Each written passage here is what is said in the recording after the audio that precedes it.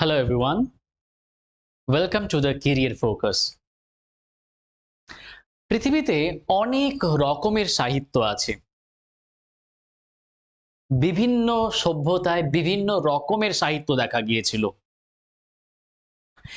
কিন্তু তাদের মধ্যে সবচেয়ে প্রাচীন সাহিত্য কোনটা? তোমরা কি বলতে পারবে?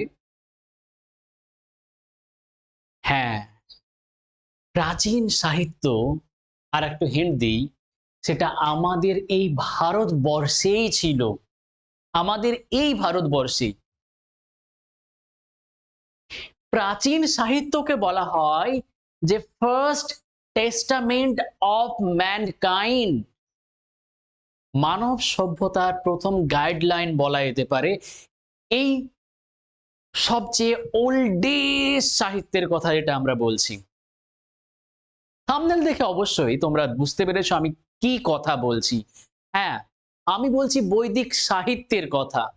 বৈদিক সাহিত্যেরও কিছু ভাগ আছে, সেটা আমরা আগের ভিডিওতে দেখেছিলাম, আগের ক্লাসে দেখেছিলাম।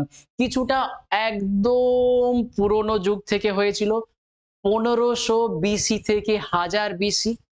1500 বিসি থেকে 1000 বিসি সেটা বৈদিক সাহিত্য ছিল। তারপরে 1000 বিসি থেকে 600 বিসি পর্যন্ত যেসব সাহিত্যগুলো গঠিত হয় সেগুলো হচ্ছে বৈদিক ঐতিহ্যের সাহিত্য। বৈদিক সাহিত্য মানে একদম অরিজিনাল একটা, আর একটা তাকে ইন্সপায়ার্ড হয়ে কিছু কিছু লেখা হয়েছিল সেসব সাহিত্য।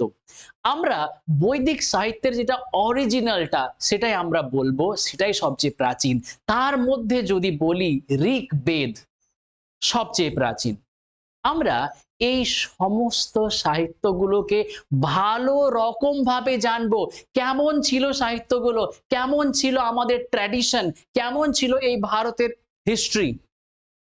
হিস্ট্রি হিস্ট্রি জানতে গেলে আমরা জানি উপাদানের কথা, যে উপাদানের এটা একটা পার্ট চলছে, উপাদানের এটা সেকেন্ড পার্ট চলছে। উপাদানের বলতে আমরা জানি প্রত্নতাত্ত্বিক উপাদান আর জানি সাহিত্যিক উপাদান। সাহিত্যিক উপাদানের ভেতরেও আমরা জানছিলাম এইগুলো, কিছু দেশীয় উপাদান, কিছু বিদেশি উপাদান। দেশীয় উপাদানের ভিতরে কিছু ধার্মিক, কিছু ধর্মনিরপেক্ষ আমরা জানবো। কিছু ধার্মিক, কিছু ধর্মনিরপেক্ষ, কিছু ঐতিহাসিক, কিছু জীবনী, কারো জীবনী নিয়ে গঠিত, মানে বায়োগ্রাফি। তো এই সমস্ত রকমের ধরনগুলো আমরা জানবো। কিন্তু আজকে আমাদের জানা বৈদিক সাহিত্য নিয়ে। বৈদিক সাহিত্যের চলো আমরা আলোচনা স্টার্ট করছি আজকের এই ক্লাসে। যদি তোমরা ক্লাসে নতুন হয়ে থাকো তাহলে অবশ্যই অবশ্যই চ্যানেলটাকে সাবস্ক্রাইব করে দাও, তার কারণ তোমাদেরকে ইতিহাস এই রকম ভাবে আগে কোনো জায়গায় পাওনি। এই ইতিহাস তোমাদের সমস্ত রকম এক্সামের জন্য, সমস্ত রকম এক্সামের জন্য মোস্ট মোস্ট মোস্ট ইম্পর্টেন্ট। যত রকমের এক্সাম আছে, not only West Bengal, all over India. তো চলো স্টার্ট করছি আজকের ক্লাস। আজকের আমাদের এই টপিকটা বৈদিক সাহিত্য নিয়ে। আমরা বেদ সম্পর্কে জেনেছিলাম। আমরা বেদ জেনেছিলাম যে বেদটা এমন একটা জিনিস ছিল, সেই যুগে লিখিত অবস্থায় ছিল না, অলিখিত ছিল। সেই যুগের মানুষরা, সেই যুগের মানুষরা শুনে শুনে বেদকে মুখস্থ করত। তার জন্য বেদকে কি বলা হয়েছিল? শ্রুতি বলা হয়েছিল। বেদ কিন্তু কোনো পুরুষ লিখেনি, কোনো পুরুষ দ্বারা লিখিত না। পুরুষ বলতে এটা মানে ভেবো না যে নারী দ্বারা লিখিত, না, নারী দ্বারাও না। আগেকার সমাজ, এখনকার সমাজ আমাদের ভারতে অনেকটাই আছে এরকম, যে পুরুষতান্ত্রিক সমাজ, মানে অর্ধেক অংশকে বাদই দিয়ে দেওয়া হয়েছে, নারীদেরকে বাদই দিয়ে দেওয়া হয়েছে। অপৌরুষেও এখানে কথা হচ্ছে কোনো মানব জাতি, কোনো মানবের দ্বারা লিখিত নয় এই বেদ। তার জন্য কি বলা হয়? অপৌরুষেয়। আর আরেকটা কি বললাম? এই বেদটা ছিল শুনে শুনে, তার জন্য কি শ্রুতি বলা হয়। আর এই বেদটা হচ্ছে চিরস্থায়ী, চিরন্তন থাকবে, তার জন্য একে বলা হয়, একে বলা হয় নিত্য। আমরা তিনটে জিনিস দেখেছিলাম, অপৌরুষীয়, নিত্য, শ্রুতি। আগের ক্লাসে এগুলো হয়েছে। বেদের আরো যদি ডেসক্রিপশন পড়তে যাই তাহলে আমরা জানি বেদকে 4টি ভাগে বিভক্ত করা হয়েছে: ঋগ্বেদ, সামবেদ, অথর্ববেদ, যজুর্বেদ। ঋক, সাম, যজু অথর্ব, ঋক, সাম, যজু, অথর্ব। তো এই সমস্ত স্লাইড গুলো আগে ছিল, কিন্তু এই যে তিনটে বেদ প্রথমের আছে ঋক, সাম, যজু, এই তিনটে বেদটা প্রথমের দিকে লেখা হয়েছে। এই তিনটে বেদ কি বলা হয়? বেদাত্রয়ী। কি বলা হয়? বেদাত্রয়ী। এবার আমরা এক একটা বেদ সম্পর্কে ধীরে ধীরে জানছি। আমরা ঋগ্বেদ জানলাম, ঋগ্বেদটা সবচেয়ে প্রাচীন বেদ। এই যে ঋগ্বেদ, এটা হচ্ছে সবচেয়ে প্রাচীন বেদ। আচ্ছা, এই যে ঋগ্বেদের, সরি, ঋগ্বেদটা আসলে কি? ঋগ্বেদটা তো আমি মার্ক করি এখানে। ঋগ্বেদটা এটা হচ্ছে গানের কথার সংগ্রহ। এটা হচ্ছে গানের কথার সংগ্রহ। তো যদি এটাকে বলা হয় ঋগ্বেদটা কি, এটা হচ্ছে কালেকশন, ইংরেজিতে যদি বলি collection of lyrics. Collection of lyrics হচ্ছে ঋগ্বেদ, গানের কথার সংগ্রহ। ঋগ্বেদটা হচ্ছে এই যে লিরিক্স এর কানেকশন। ঋগ্বেদকে যেই পুরোহিতরা পাঠ করত বা পাঠ করে তাদেরকে কি বলা হয়? তাদেরকে বলা হয় হোত্রী। তাহলে জানলাম ঋগ্বেদ হচ্ছে গানের কথার সংগ্রহ, মানে লিরিক্স এর কালেকশন। লিরিক্স এর কালেকশন যেই পুরোহিতরা পড়ে তাদেরকে বলা হয় কি? হোত্রী। হোত্রী ঋগ্বেদ, গানের কালেকশন। মনে থাকবে, হোত্রী ঋগ্বেদ গানের কালেকশন। হোত্রী ঋগ্বেদ গানের কালেকশন, গানের কালেকশন। এবার আমরা আসি ঋগ্বেদের সম্পর্কে। ঋগ্বেদটা মেনলি কার কার সম্বন্ধে বলা হয়েছে? ঋগ্বেদটা বিভিন্ন দেবতাদের সম্পর্কে এখানে বলা হয়েছে। দেবতাদের জ্ঞান, দেবতাদের বিভিন্ন প্রশংসা, তাদের জন্য যজ্ঞ করার জন্য যজ্ঞের নিয়ম, এই সমস্ত কিছু কি ঋগ্বেদে বলা হয়েছে। তো দেখো, দেবতাদের যেমন অগ্নি দেবতা বা সোম, ইন্দ্র, এই সমস্ত দেবতাগুলোর আছে, দেবতাগুলোর সমস্ত আচার, অনুষ্ঠান, প্রচার, এই সমস্ত কিছুর বর্ণনা কোথায় আছে? ঋগ্বেদে আছে।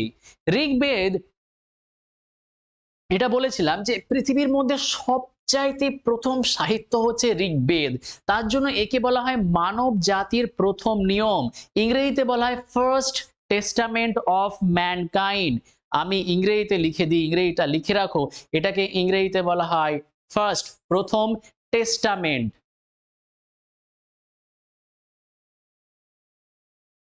টেস্টামেন্ট অফ ম্যানকাইন্ড, এই যে মানব জাতির প্রথম নিয়ম, প্রথম নিয়ম। এই সমস্ত বুকগুলো রিলিজিয়াস বুক, বিশেষ করে অবশ্যই আমাদের বেদ একটা রিলিজিয়াস বুক। এই যে রিলিজিয়াস বুকে, সমস্ত রিলিজিয়াস বুকেই আছে যে মানব জাতিকে কিভাবে চলা দরকার, কেমন রকম ভাবে চলা দরকার, ঈশ্বরের সাধনা করা দরকার, ঈশ্বরের সান্নিধ্যে আসা দরকার, কে ঈশ্বর তার পরিচয় দিয়েছে, সেই রকম ভাবে নিজের জীবন যাপন কিভাবে অতিবাহিত করতে হবে সেটা করা দরকার। সে যে কোনো রকমের ধর্মে বলো, সে হিন্দুইজম বলো, ইসলামিজম বলো, খ্রিস্টানিজম বলো, সমস্ত রকম ধর্মে একই কথা বলা আছে, কিভাবে জীবনে চলতে হবে তাই। কোন ধর্মে কি এটা বলা হয়েছে চুরি করতে হবে এরকম ভাবে এটা করতে হবে, ওটা এরকম ভাবে করতে হবে, এরকম কি বলা আছে? নাই। কিন্তু সমস্ত ধর্মের লোকেরা করে কি? চুরি করে, মারামারি করে, ডাকাতি করে, রাজনীতি করে, সব ধর্মেই আছে এরকম। কিন্তু তারা কি ধর্ম পালন করে? No, no, no. চলো পরের কথা। আমরা তাহলে জানলাম এইটা ঋগ্বেদটা মেনলি কাকে নিয়ে হয়েছে? দেবতাদের প্রশংসা। এটা পৃথিবীর সবচেয়ে প্রথম গ্রন্থ, তার জন্য বলা হয় ফার্স্ট টেস্টামেন্ট অফ ম্যানকাইন্ড, মানব জাতির প্রথম নিয়ম, মানব জাতির প্রথম নিয়ম। এখানে 1028টি শ্লোক আছে। কটা শ্লোক আছে? 1028টি স্তোত্র, শ্লোক বলবো না, স্তোত্র আছে। এগুলোকে ইংরেজিতে বলা হয় হিম। কি বলা হয়? হিম। 1028টি হিম আছে। আর এদের মধ্যে যে শ্লোকের সংখ্যা আছে 10,580। এত মনে রাখার দরকার নাই, এত মনে রাখার দরকার না। শুধু ইম্পর্টেন্ট যেটা দরকার আছে, এখানে 10টি মণ্ডলে ভাগ করা আছে, এটা ইম্পর্টেন্ট, খুব ইম্পর্টেন্ট। ঋগ্বেদের কটি মণ্ডল? 10টি মণ্ডল। কটা মণ্ডল? 10টি মণ্ডল। এবার দেখো ঋগ্বেদের 10টি মণ্ডল, 10টি মণ্ডলের মধ্যে যে দ্বিতীয় মণ্ডল থেকে সপ্তম মণ্ডল, মানে দ্বিতীয়, তৃতীয়, চতুর্থ, পঞ্চম, দ্বিতীয়, তৃতীয়, চতুর্থ, পঞ্চম, ষষ্ঠ, সপ্তম, এই যে ছটা মণ্ডল, এইগুলোকে প্রথমে লেখা হয়েছে। কোথায়? একদম প্রথমে লেখা হয়েছে। আর এই এই মণ্ডলগুলিতে কুল সম্পর্কে, মানে বংশ সম্পর্কে, আরো যদি বলা হয় গোত্র সম্পর্কে আলোচনা করা হয়েছে। কি সম্পর্কে আলোচনা করা হয়েছে? গোত্র সম্পর্কে আলোচনা করা হয়েছে। তার জন্য এদেরকে বলা হয় কুল গ্রন্থ। কি বলা হয়? কুল গ্রন্থ বা বংশমণ্ডল বা গোত্রমণ্ডল। কি বলা হয়? বা গোত্রমণ্ডল। তাহলে গোত্রমণ্ডল কোনটা? কোথায় আছে? মেন কথা ঋগ্বেদে আছে। ঋগ্বেদের কোন মণ্ডল থেকে কোন মণ্ডলকে গোত্রমণ্ডল বা বংশমণ্ডল বা কুলমণ্ডল বলা হয় বা কুল গ্রন্থ বলা হয়? দ্বিতীয় থেকে সপ্তম, দ্বিতীয়, তৃতীয়, চতুর্থ, পঞ্চম, ষষ্ঠ, সপ্তম, এই ছটা আছে, এই ছটাকে বলা হয় কি? কুল গ্রন্থ। কি বলা হয়? কুল গ্রন্থ। ঠিক আছে, ক্লিয়ার হয়ে গেল কুল গ্রন্থ কি সেটা ক্লিয়ার? আশা করি প্রত্যেকেরই ক্লিয়ার হয়েছে। ওকে, এবার চলো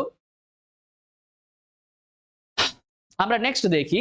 নেক্সট হচ্ছে এই যে প্রথম আর এই দশম, এই যে মণ্ডল দুটি আছে, মানে আমরা কথা বললাম যে দ্বিতীয় থেকে সপ্তম পর্যন্ত কুল গ্রন্থ, কিন্তু যে প্রথম মণ্ডল আর এই দশম মণ্ডল এদেরকে পরে যুক্ত করা হয়। কখন যুক্ত করা হয় এদেরকে? পরে। কখন পরে সেটা আরো অনেক ডিটেলসে পড়তে যাওয়ার এখানে দরকার নাই। এখানে দরকার না, আমরা হিস্ট্রি পড়ছি, আমরা রিলিজিয়নের সমস্ত গ্রন্থ এখন পড়ছি না, আমরা হিস্ট্রি পড়ছি। হিস্ট্রি একটা উপাদান, এখান থেকে আমরা ইতিহাস সম্পর্কে জানতে পারি, সেটা ইম্পর্টেন্ট আমাদের এখানে। ওকে, চলো এখানে দেখি। এই যে দশম মণ্ডল আছে, এই দশম মণ্ডলে একটা ইম্পর্টেন্ট জিনিস বলা আছে। এই দশম মণ্ডলে এমন একটা জিনিস বলা আছে যে পুরুষ সুক্তা। আমি কি বললাম? পুরুষ সুক্তা, যে আগে সমস্ত রকম ব্যাপারে যেমন বলা হয়েছে বেদকে অপৌরুষেয় বলা হয়েছে, মানে কোনো পুরুষ দ্বারা লিখিত না। এটার মানে এটাই হচ্ছে কোনো পুরুষ দ্বারা লিখিত নয়। কোনো পুরুষ দ্বারা লিখিত নয় তার মানে আমরা এটা বুঝবো না যে এটা মহিলা দ্বারা লিখিত, এটাও না। এখানে পুরুষ বলতে গোটা মানব জাতিকেই বোঝানো হয়েছে। তো এখানে মানব কথাটা লিখলো না কেন? অমানুষেয় বা অমনুষেয় বা অমনুষ্যত্বীয় লিখেনি এই কারণেই, তখন আগের সমাজটা পুরুষতান্ত্রিকই ছিল বলা যেতে পারে, সেই কারণে যেন অপৌরুষীয় বলা হয়। এই সমস্ত লেখা টেখা এই সমস্ত কিছুর ব্যাপারে পুরুষদের আধিপত্যটাই বেশি, পুরুষদের আধিপত্যটাই বেশি, সো ইট ইজ অপৌরুষীয়। সেই রকম ভাবে যে এখানে পুরুষ সুক্তা বলা আছে, এই পুরুষ সুক্তাতে পুরুষদের সম্পর্কে বর্ণনা করা হয়েছে। সেখানে সেখানে এমন একটা ব্যবস্থার কথা বলা হয়েছে, যে ব্যবস্থার কথা এখনো পর্যন্ত ভারতে প্রচলিত আছে। সেই ব্যবস্থাটাকে বলা হয় বর্ণ প্রথা, বর্ণাশ্রম। কি বলা হয়? বর্ণাশ্রম। সেই প্রথাতে যে ঈশ্বরের বিভিন্ন অংশ থেকে, ঈশ্বরের বিভিন্ন অংশ থেকে যে বিভিন্ন বিভিন্ন আশ্রমগুলো, মানে বিভিন্ন বিভিন্ন বর্ণগুলোর উৎপত্তি হয়েছে। মস্তিষ্ক থেকে বলা হয় ব্রাহ্মণদের উৎপত্তি। কোথা থেকে? মস্তিষ্ক থেকে বলা হয় ব্রাহ্মণদের উৎপত্তি। বাহু থেকে বলা হয় ক্ষত্রিয়দের উৎপত্তি। ক্ষত্রিয়দের উৎপত্তি হয়েছে কোথা থেকে? বাহু থেকে। উরু থেকে, মানে পেট থেকে বলা হয় বৈশ্যদের উৎপত্তি। আর পদ পদ পা থেকে বলা হয় শূদ্রদের উৎপত্তি। তো এই যে বর্ণ প্রথাটা, এটা পড়বে তোমরা ডিটেলসে। পুরুষাসক্তা যদি পড়ো তাহলে তোমরা আরো ভালো রকম ভাবে জানতে পারবে পুরুষাসক্তার ভিতরে কি কি আছে না আছে সবকিছু। কিন্তু আমরা পরীক্ষার জন্য আমরা জানবো যে কোন মণ্ডলে পুরুষাসক্তার কথা বলা আছে। ঋগ্বেদের দশম মণ্ডলে। যদি বলা হয় কোন বেদে পুরুষাসক্তার কথা বলা আছে, ঋগ্বেদে পুরুষাসক্তার কথা বলা আছে। কোন বেদে বর্ণপ্রথার কথা বলা আছে, ঋগ্বেদে বলা আছে। ঋগ্বেদের কোন মণ্ডলে? 10 মণ্ডলে। ঋগ্বেদের কটা মণ্ডল? 10টা মণ্ডল। ঋগ্বেদের যে কুল গ্রন্থ কোনটা, কোন মণ্ডলগুলিকে বলা হয়? দ্বিতীয় থেকে সপ্তম মণ্ডল। দেখো কোশ্চেন আসছে, কোশ্চেন আসছে। কঠিন মনে হচ্ছে? একদমই কঠিন না। আমরা ঋগ্বেদ সম্পর্কে জেনে নিলাম। মনে রাখো ঋগ্বেদ যারা পাঠ করতো, যে পুরোহিতা, তাদেরকে বলা হতো হোত্রী। ঋগ্বেদটা কি? ঋগ্বেদটা কালেকশন অফ লিরিক্স, গানের কথার কালেকশন, গানের কথার সংগ্রহ ঋগ্বেদ। Any doubt? কেমন লাগছে বলো? যদি ভালো লাগে এই যে ঋগ্বেদটা বলো একদম ক্লিয়ার হয়ে গেছে, এরকম ভাবে আর কোথাও শুনিনি, একটু লাইক দিয়ে দাও। সো এই লাইকটা আমার কাছে সত্যি একটুখানি উৎসাহ আর অনেক বাড়াবে, অনেক অনেক অনেক বাড়িয়ে দেবে। চলো তাহলে আমরা নেক্সট আরো পড়বো। ঋগ্বেদ আজকে জানলাম, ঋগ জানবো, সাম জানবো, যজু জানবো, অথর্ব জানবো। আচ্ছা চলো এবার আমরা আসি সামবেদে। সামবেদ যারা পাঠ করে তাদেরকে বলা হয় কি, সেই পুরোহিতদেরকে বলা হয় উদ্গাত্রী। কি বলা হয়? উদ্গাত্রী। কি বলা হয়? উদ্গাত্রী। এখানে কি আছে? সামবেদের মধ্যে কি আছে? সামবেদ হচ্ছে, আমরা যদি বলি এটা গান, বিশেষ করে সঙ্গীতময় মন্ত্রের সংগ্রহ। সঙ্গীতময় মন্ত্রের সংগ্রহ, সাম গান বা সঙ্গীতময় মন্ত্রের সংগ্রহ হচ্ছে সামবেদ। সামবেদ, এই সামবেদটাই হচ্ছে আমাদের ভারতের যে ক্লাসিক্যাল মিউজিক, ক্লাসিক্যাল সঙ্গীত, এই যে তার মেন উৎস এটাই। আমরা পড়বো, পয়েন্টে আছি। ঋগ্বেদের পর এটা দ্বিতীয় প্রধান গ্রন্থ। ঋগ্বেদটা সবচাইতে মেন গ্রন্থ, বেদের মধ্যে সবচেয়ে মেন বেদ হচ্ছে ঋগ্বেদ। তারপরে যদি বলা হয় সামবেদ, সামবেদে কি আছে? সঙ্গীতময় মন্ত্রের সংগ্রহ। আগে ওখানে লিরিক্স ছিল, গানের লিরিক্স, এখানে সঙ্গীতময় মন্ত্রের সংগ্রহ। এখানে যারা পাঠ করে তাদেরকে বলা হয় উদ্গাত্রী। কি বলা হয়? উদ্গাত্রী। এবার দেখো এখানে কটা শ্লোক আছে না আছে এটা অত বেশি ইম্পর্টেন্ট না, বাট ইউ ক্যান মেমোরাইজ ইট। আমি এটাকে অত রেকমেন্ড করব না। তো এটা একটা ইনফরমেশনের জন্য এখানে দিয়েছি, তো অত জানার দরকার নাই। ঠিক আছে, 1549টি শ্লোক আছে। একটা জিনিস ইম্পর্টেন্ট আছে এখানে, সমস্ত শ্লোকগুলি দেখো, প্রথম শ্লোকে কি ছিল? প্রথম ঋগ্বেদে ছিল গানের লিরিক্সের সংগ্রহ, মানে গানের কথার সংগ্রহ। আর এখানে কি আছে? সঙ্গীতময় মন্ত্রের সংগ্রহ। তাহলে সঙ্গীত প্রথমটা, দ্বিতীয়টাও সঙ্গীত। তাহলে প্রথমটা থেকে দ্বিতীয়টা আসেছে সেটা মনে হয়, হ্যাঁ সেটাই এসেছে। প্রথমটা থেকেই দ্বিতীয়টা এসেছে, মানে ঋগ্বেদ থেকে সামবেদ এসেছে। ঋগ্বেদের সমস্ত শ্লোকগুলি, সরি, সামবেদের সমস্ত শ্লোকগুলি ঋগ্বেদ থেকে নেওয়া হয়েছে, শুধুমাত্র 75টি বাদ দিয়ে। 75টি বাদ দিয়ে বাদ বাকি সমস্ত গুলি কোথা থেকে নেওয়া হয়েছে? সমস্ত গুলি নেওয়া হয়েছে ঋগ্বেদ থেকে। ঋগ্বেদ হচ্ছে গানের কথার সংগ্রহ, সামবেদ হচ্ছে সঙ্গীতময় মন্ত্রের সংগ্রহ। ঋগ্বেদকে যারা পাঠ করে তাদেরকে বলা হয় হোত্রী, সামবেদকে যারা পাঠ করে তাদেরকে বলা হয় উদ্গাত্রী। কি বলা হয়? উদ্গাত্রী, উদ্গাত্রী।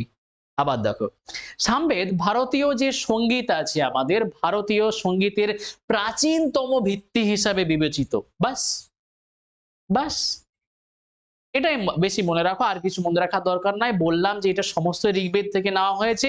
এখানে উদ্গাত্রী যারা পাঠ করে তাদেরকে বলে উদ্গাত্রী। এখানে সঙ্গীতময় মন্ত্রের কালেকশন হচ্ছে সামবেদ। এখানে মেনলি সুর, ছন্দ, স্বরের ব্যবহারের মাধ্যমে যে সঙ্গীতের ভিত্তি স্থাপন করে। মেন কথাটা সঙ্গীত নিয়ে আলোচনা হয়েছে। কি নিয়ে আলোচনা হয়েছে?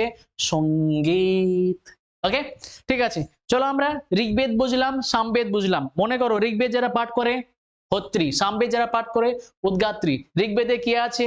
ঋগ্বেদ হচ্ছে গানের কথার সংগ্রহ, মানে collection of lyrics, collection of lyrics. Samaveda কি? সঙ্গীতময় মন্ত্রের সংগ্রহ, সঙ্গীতময় মন্ত্রের সংগ্রহ। আমরা নেক্সট আসছি যজুর্বেদ। যজুর্বেদ একসঙ্গে লিখে দিলে এটা যজুর্বেদ এরকম হয়ে যেত, মানে আই কালারটা চেঞ্জ করে দিক। যজুর্বেদ এখানে একটা রেপ লাগতো। আচ্ছা, এদেরকে যারা পাঠ করে, মানে যজুর্বেদকে যারা পাঠ করতে বলা অধর ইউ। কি বলা হয়? অধর ইউ।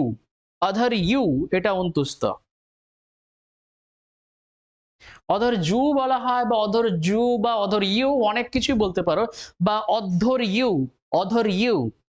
ইংরেজিতে এটার যদি দেখা যায় এটার স্পেলিংটা কি হবে? ADHARYU। ইংলিশের তো এটা ল্যাঙ্গুয়েজ না, এটা সংস্কৃত ল্যাঙ্গুয়েজ, আমরা এটা বাংলায় পড়ছি, তো বাংলাটা আর একটু বেশি ভালো রকম ভাবে বলা যেতে পারে। অধর ইউ, অধর জু। আচ্ছা অধর জু বলো, অধর জু। এখানে কি বলা হয়? যজুর্বেদে মেনলি যে যজ্ঞের আচার অনুষ্ঠান এবং মন্ত্রের সংগ্রহ আছে। যজুর্বেদে যজ্ঞের আচার অনুষ্ঠান এবং মন্ত্রের সংগ্রহ। আগে দুটো গান সম্পর্কে ছিল, একটা গানের কথা ছিল, একটা সঙ্গীতময় মন্ত্রের কালেকশন ছিল। এটা যে পাঠ করে তাকে বলা হয় অধর ইউ, অধর জু বা অধর ইউ যা বলো তোমরা। আর এখানে আছে যজ্ঞের আচার অনুষ্ঠান এবং মন্ত্রের সংগ্রহ। এখানে একটু সিরিয়াস ব্যাপার চলে আসছে, আগে গানটা নিয়ে হয়েছিল, এখানে একটু সিরিয়াস ব্যাপার আসছে। সেই সিরিয়াস ব্যাপারের মধ্যে চলো আমরা দেখি এই বেদকে আবার দুই ভাগে ভাগ করা হয়, কৃষ্ণ আর শুক্ল। কৃষ্ণ আর শুক্ল দুটো যজুর্বেদ, এটা একটা হচ্ছে কৃষ্ণ যজুর্বেদ আর একটা হচ্ছে শুক্ল যজুর্বেদ।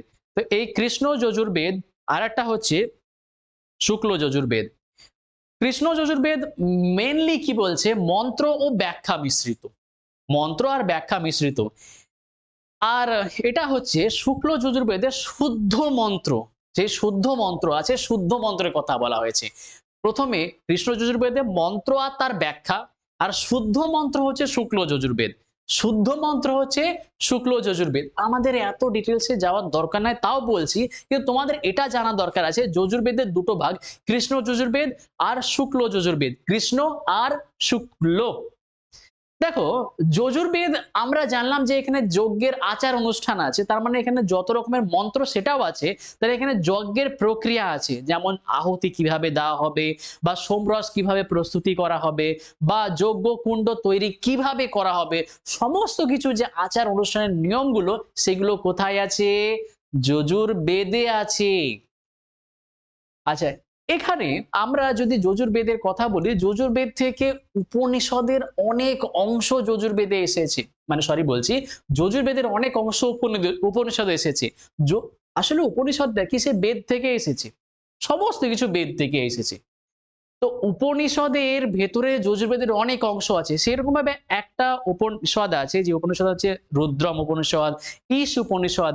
এই যে ঈশ উপনিষদ আর রুদ্রম উপনিষদের গুরুত্বপূর্ণ অংশ কোথায় আছে, এই যজুর্বেদে আছে। মানে যজুর্বেদ থেকে রুদ্রম উপনিষদ আর ঈশ উপনিষদ দেখা হয়েছে। আচ্ছা, উপনিষদ বলতে পারি বলি, উপনিষদ কি? আরে বাবা, আমরা বৈদিক সাহিত্য পড়ছি, আর বৈদিক সাহিত্যের মধ্যে আমরা চারটে ভাগ করেছিলাম। একটা হচ্ছে কি, বেদ, বলো বাবা, একটা হচ্ছে বেদ, আর একটা হচ্ছে কি, ব্রাহ্মণ, আর একটা হচ্ছে কি, আরণ্যক, আর একটা হচ্ছে উপনিষদ। এই যে উপনিষদ, এই উপনিষদ গুলো বেদ থেকে এসেছে, ব্রাহ্মণও সেই বেদের থেকে এসেছে, আরণ্যকও বেদের থেকেই বলা যাবে, উপনিষদও সেই বেদ থেকে এসেছে, সব কটা বেদ থেকে ইন্সপায়ার হয়েই আসছে ধীরে ধীরে। কিন্তু এগুলো আগে লেখা হয়েছে, তার জন্য এই চারটেকেই বৈদিক সাহিত্য, মেন অরিজিনাল বৈদিক সাহিত্য বলা হয়। বেদ, ব্রাহ্মণ, আরণ্যক, উপনিষদ। বেদের মধ্যে চারটে বেদ আছে, আমরা আরণ্যক, ব্রাহ্মণ, উপনিষদ সবই পড়বো, কিন্তু আজকে আমরা বেদ শেষ করি। ওকে, চলো তাহলে আমরা এখানে জানলাম যে উপনিষদের অনেক অংশ এর ভেতরে আছে, মানে উপনিষদ এখান থেকেই নেওয়া হয়েছে। উপনিষদে মেনলি যে বেদের দার্শনিক চিন্তা ভাবনা সেইগুলোকেই আলোচনা করা হয়। এখানেও দার্শনিক চিন্তা ভাবনার কথা, আধ্যাত্মিক কথা বা দার্শনিক চিন্তা ভাবনার কথা, সেই চিন্তা ভাবনার কথা যজুর্বেদেও প্রকাশিত হয়েছে। আধ্যাত্মিক চিন্তা, ধর্ম মানেই আধ্যাত্মিকের বলা হয়, সেখানে দর্শনের কথা বলা হয়, বিভিন্ন রকমের কথা বলা হয়। তো চলো আমরা জানলাম এখানে যজুর্বেদ, যজুর্বেদকে যারা পড়ে সেই পুরোহিতদেরকে কি বলা হয়, অধর ইউ বা অধর জু, অধর জু। কি আছে এখানে, যজ্ঞের আচার অনুষ্ঠান, মন্ত্রের কালেকশন আছে, মন্ত্র আছে এখানে। দুটো ভাগে বিভক্ত যজুর্বেদ, কৃষ্ণ যজুর্বেদ, শুক্ল যজুর্বেদ, তাই না? আর আমরা কি জানলাম, এই যে এই যজুর্বেদে বিভিন্ন রকম মন্ত্রের আচার, রীতিনীতি সমস্ত যা আছে, যেমন বলা হয়েছে যজ্ঞের প্রক্রিয়া, কিভাবে আহুতি দিতে হবে, কিভাবে সোমরস প্রস্তুত করতে হবে, কিভাবে যজ্ঞকুণ্ড প্রস্তুত করতে হবে, সমস্ত কিছু এখানে দেওয়া আছে। এই যে আর একটা ইম্পর্টেন্ট জিনিস, যেমন আগের গুলো আমরা সব পড়লাম যে ঋগ্বেদ আর সামবেদ এগুলো গানের কালেকশন। গান মানে কি, সমস্ত পদ্যের আকারে আছে, পদ্যের আকারে আছে, তাই না? কিন্তু এই যে যজুর্বেদ, এটা গদ্য আর পদ্য দুই রকমের আকারে আছে। গদ্য আর পদ্য দুই রকমের আকারে কি আছে, যজুর্বেদটি আছে। তাহলে আমরা জানলাম আগের গুলো সবই পদ্য আকারে ছিল, ঋগ্বেদ, সামবেদ, কিন্তু যজুর্বেদ গদ্য আর পদ্য দুটো আকারেই আছে। ক্লিয়ার? ক্লিয়ার না? Any doubt? চলো নেক্সট। অথর্ববেদ। অথর্ববেদ, অথর্ববেদকে যেই পুরোহিত পাঠ করে সেই পুরোহিতকে বলা হয় ব্রাহ্মণ, সেই পুরোহিতকে বলা হয় ব্রাহ্মণ। অথর্ববেদে কি আছে? অথর্ববেদটা দারুণ, দারুণ একটা ব্যাপার। মানে জাদুতন্ত্র সম্পর্কিত কিছু জিনিস আছে, মন্ত্র, স্তোত্র, এই সমস্ত কিছু জিনিস আছে। তো এখানে কি আছে? জাদুতন্ত্র। মেইনলি মনে রাখবে যে অথর্ববেদের জাদুতন্ত্র, মন্ত্র আছে, স্তোত্র আছে, সবই আছে। কিন্তু জাদুতন্ত্র that is most important. That is most important. চলো এবার আমরা আরো দেখি আরো কি আছে। এই ঋগ্বেদটা হচ্ছে অন্যান্য সমস্ত বেদের থেকেও একটা বৈচিত্র্যময় বেদটা। এই অথর্ববেদ একটা বৈচিত্র্যময় বেদ। এই বৈচিত্র্যময় বেদে যেমন জাদুতন্ত্রের কথা বলা আছে, মন্ত্রের কথা বলা আছে, স্তোত্রের কথা বলা, সমস্ত কিছুর কথা বলা আছে। এতে আবার বলা আছে রোগ নিরাময় করা, শত্রু দমন করা, সমৃদ্ধি আনা, দৈনন্দিন জীবনের মন্ত্র আছে। আরে বাবা কি এগুলো? রোগ নিরাময় হলো, রোগ নিরাময় করা মানে চিকিৎসার কথা, শত্রু দমন করা, জাদু টোনা সমস্ত কিছু এখানে আছে। হ্যাঁ, জাদুর কথা বলা আছে, সমৃদ্ধি আনায়, দৈনন্দিন জীবনের জন্য মন্ত্র সমস্ত কিছু আছে। আরে কিছুই না, নর্মাল জীবনে কিভাবে চলতে হবে না চলতে হবে, কিরকম অভ্যাস আচরণ হওয়া দরকার সেরকম গুলো যদি প্রত্যেকটা দিন তুমি করো, তোমার লাইফে সমৃদ্ধি আপনা আপনি আসবে। তোমার লাইফে সমৃদ্ধি আপনা আপনি আসবে, আসতে একদম বাধ্য, তাই না? চলো আরো কি আছে আমরা দেখি। এখানে আছে 730টি সূক্ত আছে, 6000টি শ্লোক আছে। আমরা শ্লোক সূক্ত এসব অত কিছু জানার দরকার নাই। কিন্তু এই পয়েন্টটা অতটাও পয়েন্টটা ইম্পর্টেন্ট না। মনে রাখবা, যদি তোমাদের মনে রাখার মনে হয় তারপর আমি এই পয়েন্টটা রেকমেন্ড করব না। ঠিক আছে? আমি তাই লিখেছি যাতে তোমাদের ইনফরমেশন গুলো থাকে তোমাদের কাছে। বাট এটা দ্যাটস নট ভেরি ইম্পর্টেন্ট। এখানে বিশেষ করে হচ্ছে এর দার্শনিক অংশ আছে। যেমন এর ভিতরে একটা কি আছে? মুন্ডক উপনিষদ। কি আছে? মুন্ডক উপনিষদ। আমরা বললাম উপনিষদটা দার্শনিক চিন্তাভাবনার কথা বলা হয়েছে কার? কিসের দার্শনিক চিন্তাভাবনার কথা? বেদের দার্শনিক চিন্তাভাবনার কথা সমস্ত উপনিষদে আছে। তার মধ্যে এখানে যে মুন্ডক উপনিষদ আছে, এইখান থেকে নেওয়া হয়েছে, অথর্ববেদ থেকে নেওয়া হয়েছে।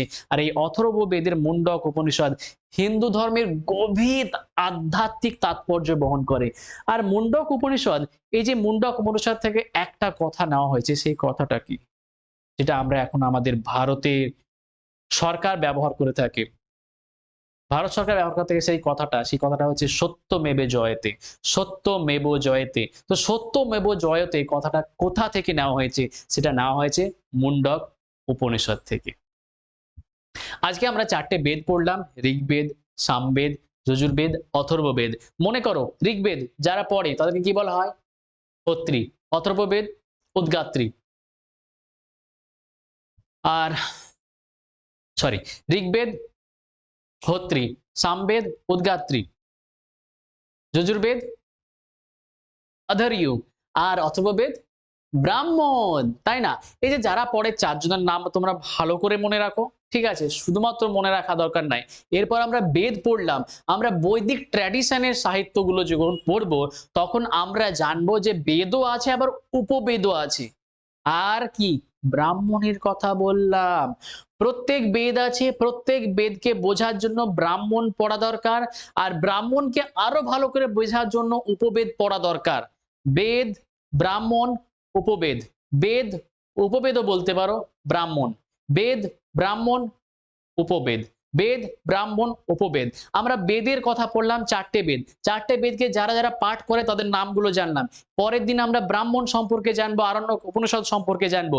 এরপরে আমরা উপবেদ সম্পর্কেও জানবো। উপবেদগুলি কার, কোন বেদের কোনটা কোনটা সেগুলো আমরা জানবো। উপবেদগুলি যে যারা পাঠ করে তাদেরকে কি বলা হয় সেগুলো আমরা জানবো। খুব ইম্পর্টেন্ট। বেদিক লিটারেচারটা মোস্ট মোস্ট মোস্ট ইম্পর্টেন্ট একটা অংশ যেখান থেকে পরীক্ষাতে অনেক কোশ্চেন দেয়। সো আজকের ক্লাস এখানেই। নেক্সট আবার ক্লাসে দেখা হচ্ছে তোমার নেক্সট ভিডিওর সাথে। তো টিল দেন, বাই বাই।